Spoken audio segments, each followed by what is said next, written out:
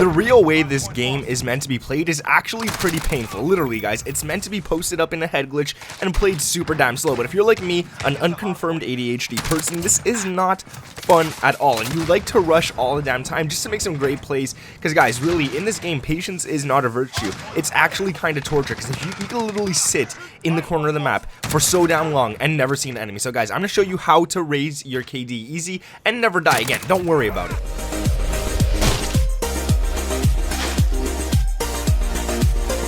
What is up, guys? My name is Nick and welcome back to another Modern Warfare video. Today we're going to be talking about how to never die again. Okay, that's a little lie, that's a little fib right there, but at the same time we're going to be raising that KD, so don't worry about that. I am going to be giving you guys some great tips in order to raise your KD and stuff like that. And the first one I want to talk about is actually going to be map awareness, but we're going to get into that in a sec. Before we do, if you guys could drop a like on this video before this little guy starts crawling up your chest and stomach area. You don't want that to happen, so just drop that like as fast as you guys can.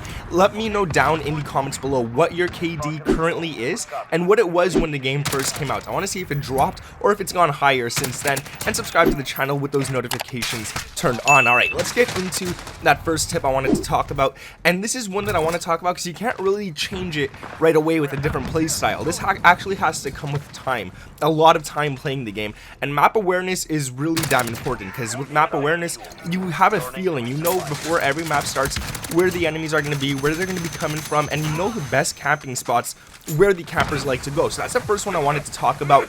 Just play the maps, start realizing where people are camping, start looking at where people love to go on these maps, and eventually you'll be really damn good on the maps you're playing.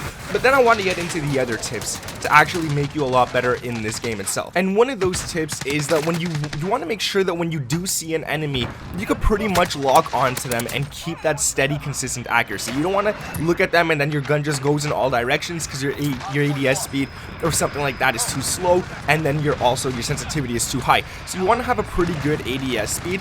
You want to put attachments to give that higher, and you also want to have a sprint to fire speed boosted as well on your class. At least one attachment that gives you a better sprint to fire speed. So the one I want to talk about here is to actually go into your settings and lower your ADS sensitivity. So when you're aiming down sights, this will actually help you stay on target at further and longer distances. Even at closer distances, it's pretty good. So I really recommend lowering your ADS sensitivity, not your regular sensitivity, but your ADS sensitivity to anywhere from 0.85 to 0.95. Those are probably the best ones. Now, another thing you also want to do is to flip your shooting buttons. I was going to say flip your shooting buttons, but yeah, flip those shooting buttons, guys.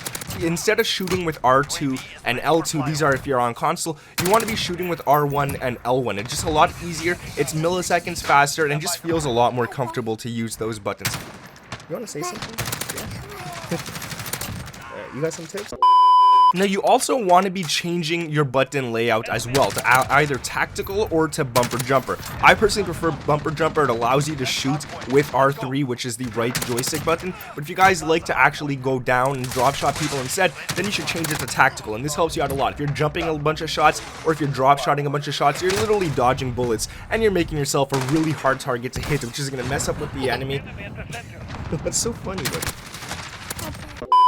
And it'll just help you guys get a bunch of kills you shouldn't even be getting. Now, the last one I want to talk about is the sensitivity itself, and I won't tell you guys to change that. That's more of a personal preference, but I will say that I stick anywhere from 8 to 13 when I'm using normal guns, and then when I'm using a sniper, I like to stick anywhere from 12 to 17. Somewhere around those areas seem to always work for me with sensitivity. Now, let's stop talking about the boring settings and get into the actual in-game tips. Number one that I want to talk about for the in-game tips is that you need to move around the map. You don't want to move around the middle, but you should also be taking precautions every chance possible. So you want to be moving, but you don't want to be rushing like a chicken without a head. If you're unsure whether there's an enemy up ahead or not, instead of just literally sprinting around every single corner, walk up to it and slowly peek it. You don't have to peek the wall or anything. You can literally walk up to it and turn right and look to see down the corner, but you also want to do that. But now, if you are absolutely sure there are enemies behind a window, behind a door, or around a corner, what you want to do in these situations is, one, rush around the corner.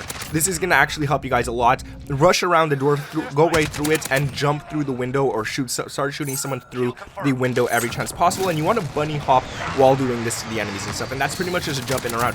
And what this does is, well, the game has quite a delay that would actually work in your favor for these situations. Once you jump around a corner or start going through a door and stuff like that, start shooting right away, and you're gonna see that the enemies don't start shooting at you within the first second that you actually get through there, and that's because the game has such a delay. They only see it on their console a few milliseconds after you actually do the animation. So you should be good to go, and I always do that. Every time I know there's an enemy there, I just rush it like crazy and I start shooting exactly where he is, and this helps you out a lot. They won't even be able to ADS by the time they actually die, but you gotta practice that as well. You gotta make sure that you do it pretty damn good. Now another one is dead silence, guys. That should literally be your best friend. If you're like me, you play with friends sometimes, and I usually play alone, but I do play.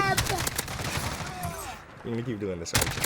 But I like to play alone a lot, but I do like to play with friends a lot as well. And that doesn't mean that the enemies can't hear you. If you can't hear the enemies, it doesn't mean they can't hear you. So you should literally be popping up dead silence every chance you get. But just because you have dead silence active doesn't mean you need to start running around like a chicken without a head, frantically looking for kills and all that kind of stuff. Patience is still a key in these situations. A lot of people, when they pop their dead silence on, they just start running around like crazy, and they think because they have dead silence they're invisible. You're not. The enemies can still see you. So what you want to do is play slow still, but get those kills if you possibly can. Get that dead silence reactivated and all that kind of stuff.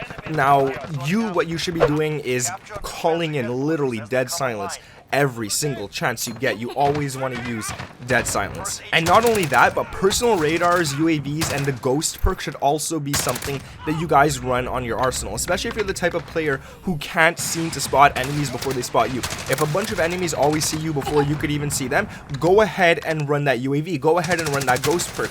And if you're one of those players who doesn't really need a UAV, then you don't got to worry about it. You don't got to run it all the damn time. But ghost should always still be on your class no matter what. Even if you're the best player in the world, ghost should definitely be on your class. Now, the last tip I want to talk about, and this is one tip that someone once told me and I'll literally never forget it, and he told me screw headshots. Never ever aim for the head. Now, at first I thought this was pretty weird, and like, why the heck wouldn't I aim for the weakest part of the enemy's body? But when you look at it this way, it makes 110, 120, 130% perfect sense.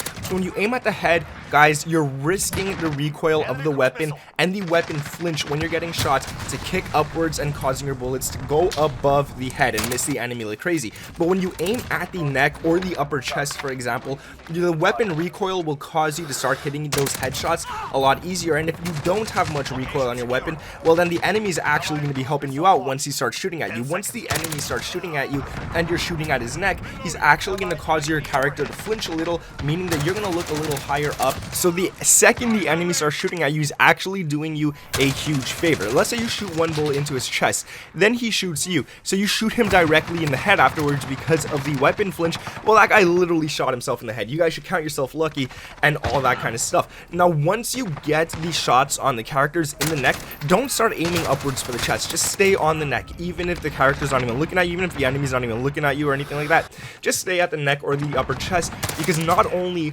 is it actually good to aim there because you could possibly get headshots, but it's also the biggest part of the body, the biggest part to actually hit on the enemies, and it does quite a bit of damage when you hit there anyways. Most guns in that range, in a close to mid-range gunfight at the chest area and stomach area, it takes 3, maybe 4 bullets to kill the enemies shooting at those areas. So go ahead and always make sure to shoot there. Headshots are good for certain challenges and stuff like that, but you don't always need to go for those. So that's going to be it for the tips. I actually just want to say one more that I always tell you guys, but you should be forcing the enemies to come to you. If you get into a gunfight at long distance and you guys just can't seem to end each other, start reloading your weapon, go back a little bit, and wait for the enemy to start looking for you. He's gonna be clueless and you could easily knock him out. And never ever seek revenge. If an enemy kills you, let it go, man. Just let it slide, go to the other side of the map, who cares? Don't go back to him, he's gonna get you again. But that's gonna be it for the video, guys. Like I said at the beginning, if you guys could drop a like on this one, that would be absolutely amazing. Let me know down in the comments below what your KD was when the game first came out, or when you first started playing it, and what it is right now, guys. Subscribe to the channel with those notifications turned on. I hope these tips actually help you guys out a lot. If you guys could let me know if my tips have ever helped you, that would be cool as well down in the comments below. That's gonna be it, guys. Thank you for watching. My name is Nick, and I'll catch you in